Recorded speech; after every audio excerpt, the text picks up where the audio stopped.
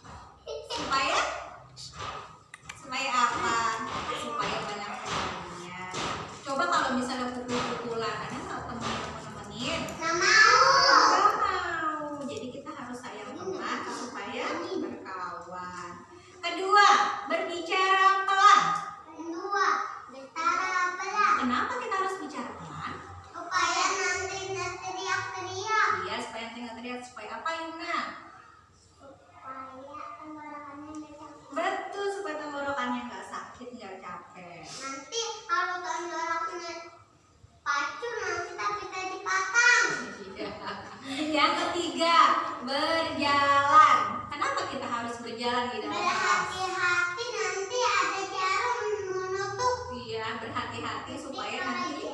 Iya, kenapa Yuna? Jatuh. Oh, supaya nggak jatuh kata Yuna. Bu. Iya. Karena udah pernah sini sama jarum. Iya. Terus kemudian keempat, pendengar yang baik. Kenapa ya kita harus jadi pendengar yang baik, Syifa? Supaya apa ya? Supaya bisa mendengarkan penjelasan. Orang. Iya, penjelasan orang atau ibu guru. Nah, kemudian yang kelima, buang sampah pada tempatnya. Kenapa kita harus buang sampah pada tempatnya? Supaya nggak banjir. Betul. Supaya apa lagi? Supaya nanti pas sampahnya pas dibuang ke laut nanti hawanya kita bernapas. Iya, supaya apa baik? Kenapa kita harus buang sampah pada tempatnya? Kalau kita bisa panggil. Nggak apa-apa. Nah, ibu guru senang karena anak-anak ibu guru bisa mematuhi peraturan kelas. Terima kasih ya sudah jadi pendengar yang baik hari ini. Ada caci. Iya, terima kasih sudah jadi pendengar yang baik. Ibu guru senang sekali anak ibu guru mendengarkan penjelasan ibu guru. Nah, kalau misalnya nih ada anak ibu guru yang tidak mematuhi peraturan kelas, apa ya hadiahnya? Diberi mainan. Kalau misalnya tidak mematuhi peraturan kelas, misalnya ada yang berkelahi tidak sayang teman, kira-kira hadiahnya apa ya? Di sariki udah. Disariki. Oh, bukan disariki bahasanya Yumna ya. Masuk kuda. Bahasanya dikasih peringatan. Nih misalnya kata ibu guru melihat misalnya ada di antara anak ibu guru yang masih tidak sayang teman. Ibu guru bilang tadi kata Yumna disariki, bahasanya bukan disariki, bahasanya dikasih peringatan. Bilang ini peringatan 1 kata ibu guru, peringatan 1. Nah ternyata kalau misalnya masih ada yang tidak sayang teman, apalagi hadiahnya? Diberi nyupin makanan. Loh, kalau nggak sayang teman masa dikasih Yupi? Kalau nggak sayang teman masa dikasih Yupi? Supaya teman. Oh, minta maaf ya. Nanti ibu guru kasih bilang peringatan kedua kata ibu guru. Nah, terus sampai 3 kali misalnya. Guru. Kenapa? Tadi tidak beri nyupinnya. Ya nanti kalau misalnya anak ibu guru mematuhi peraturan kelas, ibu guru kasih hadiah nanti. Nah, ketiga kalau misalnya anak ibu guru ada yang tidak sayang teman misalnya, ibu guru kasih peringatan ketiga sampai ibu guru kasih peringatan 1, Nanti 2, dihukum. 3. Hadiahnya apa lagi? Dihukum. Ya kata Yumna, dihukum. Hukumannya apa ya? Kamu juga bilang gitu. Taruh di mana? Hukumannya apa ya? Ibu Penjara. guru minta tolong Penjara. nanti silahkan menenangkan diri di pojok, ya silahkan menenangkan diri di pojok. Nah, Ada orang yang pernah pakai masker ada politik disuruh push up. iya, kalau nah itu namanya hukuman itu ya terima kasih sudah mencontohkan. Nah, hukuman itu artinya hadiah bagi anak yang tidak mengerti Jaga peraturan. jarak. Nah, Terus jaga jarak. ibu guru nanti minta tolong ya, kalau sudah peringatan 3 anak tidak mendengarkan ibu guru, tidak sayang teman, tidak berjalan, masih berbicara keras-keras, ibu guru nanti minta tolong silakan menenangkan diri di pojok.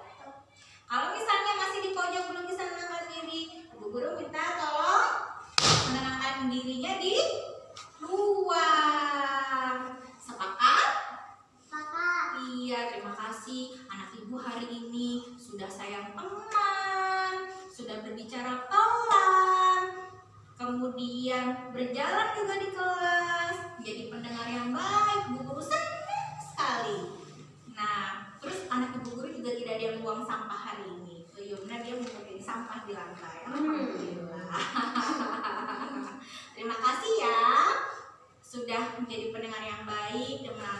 aturan yang ada di kelas.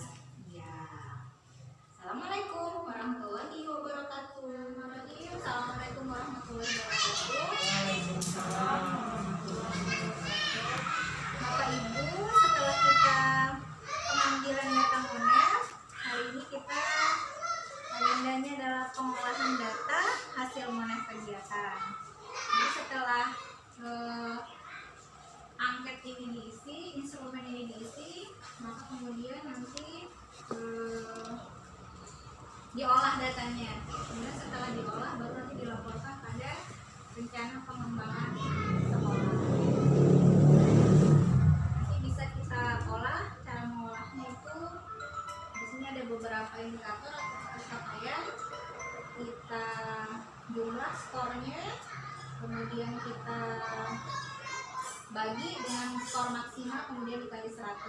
Dan kemudian itu nanti akan menghasilkan persenannya berapa dari hasil instrumen monitoringnya. Ya, demikian nanti bisa kita mulai. Bagaimana pendapat Ibu tentang rencana pengembangan sekolah, pelaksanaan perencanaan pengembangan sekolah yang telah kami laksanakan yang bertujuan untuk meningkatkan kedisiplinan peserta didik dalam proses pembelajaran?